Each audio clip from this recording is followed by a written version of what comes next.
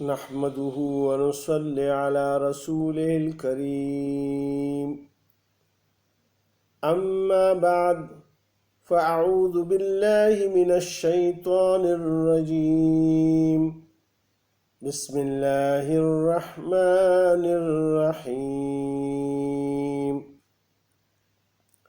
وإذ قال ربك للملائكة إني جاعل في الأرض خليفة قالوا أتجعل فيها من يفسد فيها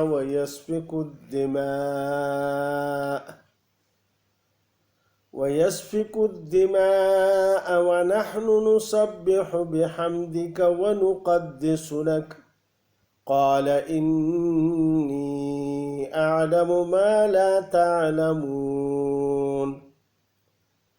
وعلم آدم الأسماء كلها ثم عرضهم على الملائكة فقال أنبئوني بأسماء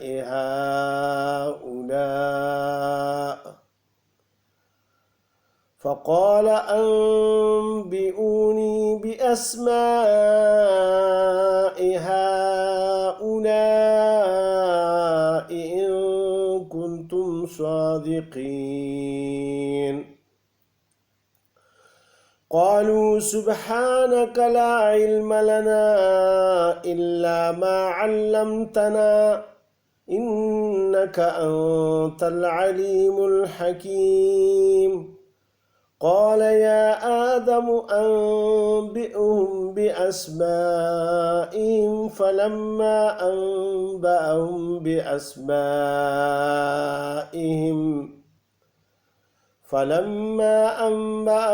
بأسمائهم قال ألم أقل لكم إني أعلم غيب السماوات والأرض وأعلم ما تبدون وما كنتم تكتمون. صدق الله العظيم. السلام علیکم میرے بھائیوں اور بہنوں، آج ہم اللہ کے فضل و کرم سے آیت نمبر 30 سے لے کے 33 تک کا ترجمہ اور تفسیر بیان کریں گے۔ اللہ پاک مجھے صحیح طرح پڑھنے اور بیان کرنے اور اس پر عمل کرنے کی توفیق عطا فرمائے، اور آپ کو بھی۔ اللہ سبحانہ و تعالی اس واقعہ میں جو حضرت آدم علیہ السلام کی پیدائش کا اور پھر ان کو خلیفہ بنانے کا ذکر اللہ پاک نے فرمایا کہ اللہ پاک فرماتے ہیں وَإِذْ قَالَ رَبُّكَ، اور جب آپ کے رب نے یہ فرمایا، لِلْمَلَائِكَةِ، فرشتوں کو، اِنِّي جَاعِلٌ فِي الْأَرْضِ خلیفہ، میں بنانے والا ہوں زمین میں ایک نائب۔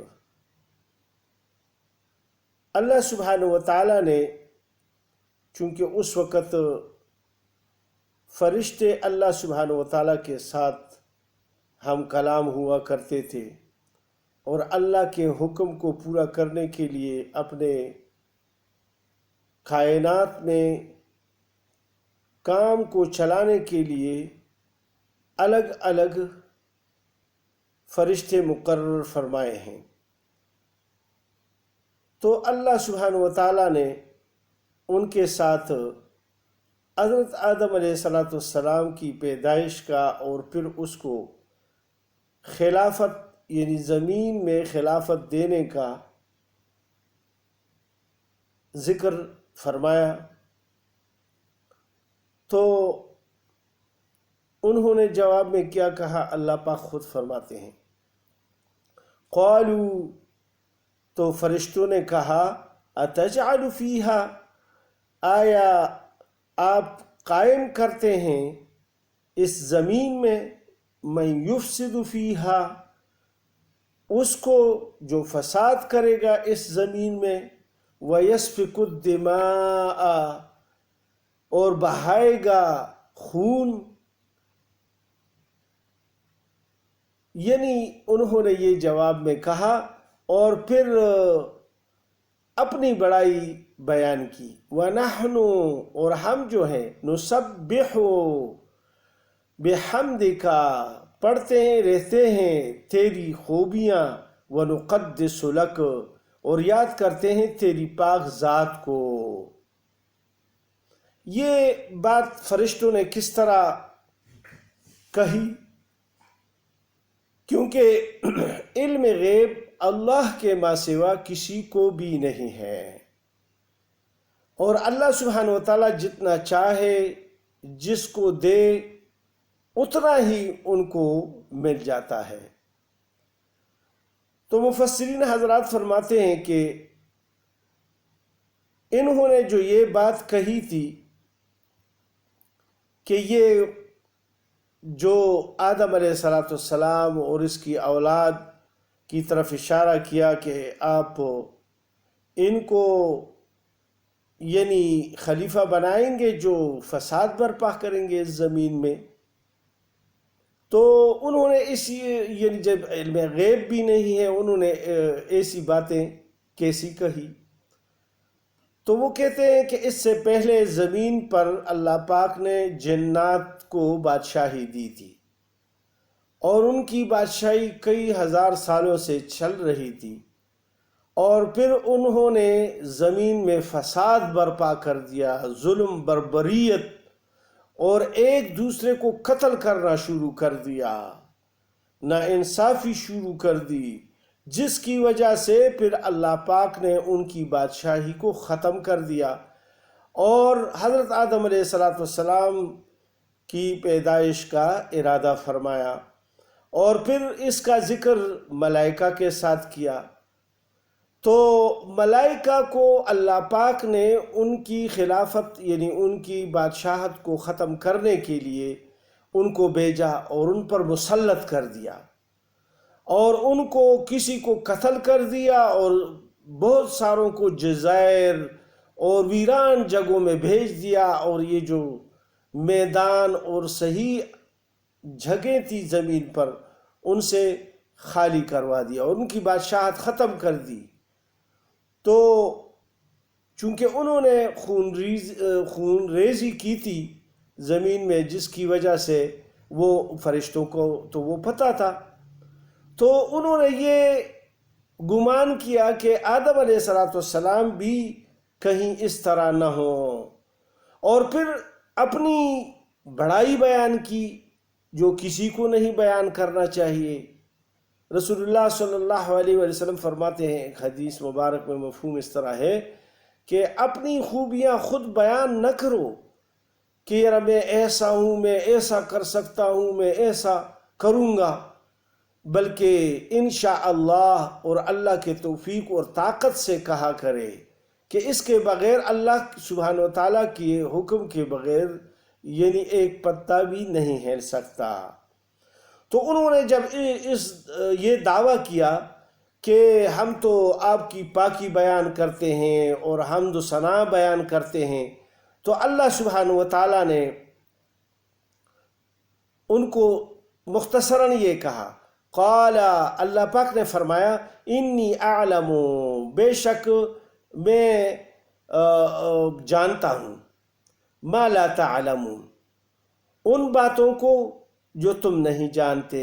یعنی مستقبل کی طرف اشارہ فرمایا کہ آئندہ جو آنے والی باتیں ہیں یا واقعات ہیں ان کے متعلق تم کیا جانو، تمہیں اس کا علم نہیں ہے. تو اللہ سبحانہ وتعالیٰ نے اب فرشتوں کو امتحان میں ڈالا. وہ کیسے ڈالا؟ اس میں اللہ پاک خود فرماتے ہیں، وَعَلَّمَ آدَمَ الْأَسْمَاءَ، اللہ پاک نے سکھلا دیے آدم علیہ السلام کو سب چیزوں کے نام، کلہا، سب چیزوں کے. ثم عرضهم، پھر عرض کیا، فرمایا، علی الملائکۃ، ملائکہ کو جنہوں نے یہ بات کہی تھی.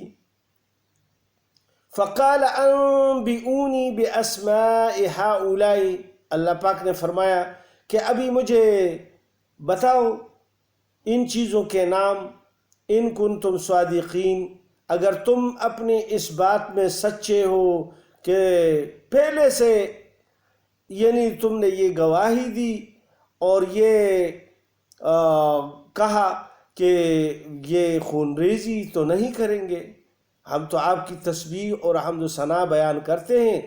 یعنی اس کا مقصد یہ ہے کہ ہم بس اس میں کافی ہیں، ان کو پیدا کرنے کی کیا ضرورت ہے. ان کی بات سے ایسے ہی پتہ چل رہا تھا. اللہ پاک نے پھر فرمایا کہ میں جانتا ہوں اور تم نہیں جانتے. اور پھر حضرت آدم علیہ السلام کو فوقیت دینے کے لیے، چونکہ انسان میں اللہ پاک نے یہ مادہ رکھا ہے کہ یہ جس بات کو یعنی اس کے سامنے ہو جاتا ہے وہ یعنی اس کو جو علم سکھلاتے ہیں اللہ سبحانہ و تعالی تو وہ محفوظ کر لیتا ہے، یعنی علم کو محفوظ کر لیتا ہے اور پھر اس میں جو ہے نا وہ بیان کرتا رہتا ہے ساری زندگی. یعنی وہ یادداشت ان کی بہت ہے، جبکہ اتنی نہ جنات کی ہے اور نہ فرشتوں کی. تو اللہ سبحانہ و تعالیٰ نے جب ان کو یہ کہا کہ مجھے ان چیزوں کے نام بتائیں تو وہ سمجھ گئے کہ اب سے ہم سے تو غلطی ہو گئی اور ہم نے تو ایسی بات کہی جس پہ اللہ سبحانہ و تعالیٰ ناراض ہوئے اور ہمیں امتحان میں ڈال دیا. تو انہوں نے اپنے اس لغزش کو مانا اور پھر قالو، بولے، یعنی فرشتے بولے، سبحانکا، پاک ہے ذات آپ کی، لا علم لنا، ہم کو معلوم نہیں، الا ما علمتنا، مگر جتنا آپ نے ہم کو سکھایا ہے، جتنا آپ نے ہمیں علم دیا ہے اتنا ہی ہمیں پتہ ہے، اس سے زیادہ ہمیں یا اللہ کوئی پتہ نہیں ہے. انک انت العلیم الحکیم، بے شک آپ ہی اصل جاننے والے اور حکمت والے ہیں. یعنی اللہ کی تعریف کی اور اپنی بات پر پشیمانی ظاہر کی اور پھر یعنی اپنی کم علمی کا انہوں نے اقرار بھی کر لیا. پھر اللہ پاک نے فرما دیا، قال، فرمایا، یا آدم، اے آدم، انبئہم باسمائہم، بتا دے فرشتوں کو ان چیزوں کے نام، یعنی جو نام اللہ پاک نے ان کو ہدایت فرمائے تھے اور ان کو سکھلائے تھے تو وہ اس کو تو یاد ہو گئے تھے. اللہ پاک نے انسان میں یہ منقع رکھا ہے. تو پھر جب اللہ پاک نے حکم دیا، فلما انبأہم باسمائہم، تو اس نے فٹ بتا دیا. پھر جب بتا دیے اس نے ان کے نام، قال، تو فرمایا اللہ پاک نے، الم اقل لکم، کہ نہیں کہا تھا میں نے تم کو، انی اعلم، کہ میں خوب جانتا ہوں، غیب السماوات والارض، چھپی ہوئی چیزیں آسمانوں کی اور زمین کی. یعنی آسمان اور زمین میں جتنی بھی چیزیں ہیں ان سب کو میں جانتا ہوں، چاہے ایک ذرہ برابر یا اس سے بھی کہیں کم یا زیادہ ہو، سب کا علم مجھے ہے اور کسی کو ان چیزوں کا علم نہیں ہے. وَأَعْلَمُ مَا تُبْدُونَ، اور اس کے ساتھ یہ بھی فرمایا کہ میں جانتا ہوں جو تم ظاہر کرتے ہو، وَمَا كُنْتُمْ تَكْتُمُونَ، اور جو تم چھپا کے کرتے ہو. یعنی یہ ہم انسانوں کے لیے بھی یہی فرمایا، ہمیں بھی سنا رہے ہیں کہ یعنی اگر تم کوئی چھپ کے بات کرتے ہو یا چھپا کے کہیں کمرے میں کرتے ہو یا کسی غار میں کرتے ہو یا سمندروں کی اور زمین کے تہہ میں کرتے ہو، کہیں بھی کرو تو اس کا سب کا علم مجھے ہے، اور اگر کوئی ظاہر کرتے ہو اس کا بھی مجھے علم ہے۔ یعنی ظاہر اور پوشیدہ سب باتوں کا علم مجھے ایک ہی جیسا ہے، یہ نہیں ہے کہ یار اس کا تھوڑا سا کم ہے اور ظاہری کا کچھ زیادہ ہے، بلکہ سب کا ایک ہی جیسا مجھے علم ہے۔